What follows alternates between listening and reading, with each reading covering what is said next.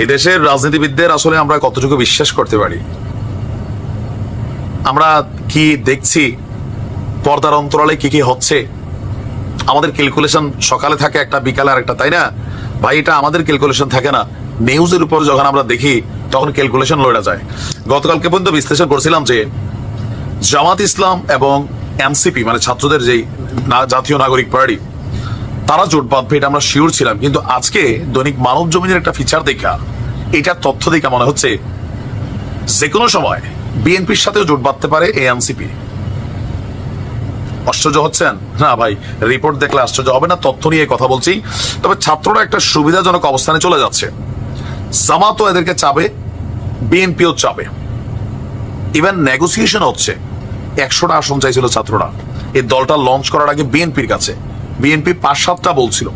দল লঞ্চ হওয়ার পরে বা আগে পরে আরেকটা নেগোসিয়েশন চলছে, 20 থেকে 25টা সিট ছাত্রদেরকে ছাইরা দিতে চায় বিএনপি। এমন চাঞ্চল্যকর তথ্য দিয়েছে দৈনিক মানব জমিনের একটা রিপোর্ট। ভাবা যায় বিএনপি তাহলে কারে ভয় পাচ্ছে? তারা ভয় পাচ্ছে যে ছাত্র, জামাত, চরমোনাই, হেফাজত ইসলাম, খেলাফত আন্দোলন, আরো যে শক্তিগুলো আছে তারা একজোট হলে বিএনপির ধাক্কা বানিয়ে ফালাইও দিতে পারে। এই ভয় কি তাহলে বিএনপির মধ্যে ঢুকছে? আমি কিন্তু এটা ভাবি নাই। আমার এতগুলো নিউজ দেখছেন, এখন তো দেখতেছি ঘটনা উল্টো। জামাতও তলে তলে ছাত্রদেরকে দলে ভিড়ানোর চেষ্টা করতেছে। আমি গতকালকে দিয়েছিলাম নিউজটা। আর এখন থেকে বিএনপি ওই খেলায় কানেক্টেড। আর ছাত্ররা নিজেদের অবস্থানটা বুঝা ফেলছে যে আমরা এখন রসগোল্লা সবাই টানবে। আচ্ছা আসুন দেখি ঘটনা কি। জাতীয় নাগরিক কমিটির ব্যানারে শিক্ষার্থীদের কর্মসূচির উদ্দেশ্য ছিল সব রাজনৈতিক দলমতের মানুষের কাছাকাছি পৌঁছা, নিজেদের গ্রহণযোগ্যতা বাড়ানো। একই সঙ্গে রাজনৈতিক দল এবং নির্বাচনী জোট নিয়েও তারা ভেতরে ভেতরে আলোচনা চালিয়ে গেছেন। অনুষ্ঠান আনুষ্ঠানিক আত্মপ্রকাশের পর জানা গেছে নির্বাচনী জোট গড়তে বিএনপি সহ 4 দলের সাথে যোগাযোগ রক্ষা করছে এই ছাত্রদের এই দলটা। অন্য দলগুলো এবি পার্টি বাংলাদেশ, জাতীয় পার্টি, বিজেপি, এটা আন্দালিব রহমান প্রার্থী সম্ভবত, আর বিএনপি আরেকটি দলের নাম জানা যায়নি, এটা সম্ভবত জামাত ইসলাম। আর এসব দলের বিশ্বস্ত সূত্র আলোচনার বিষয়টি মানব জমিনকে নিশ্চিত করেছে। জানা গেছে যে আপনার দল গঠনের আগ থেকেই নির্বাচনী জোট নিয়ে তৎপর ছিল তারা।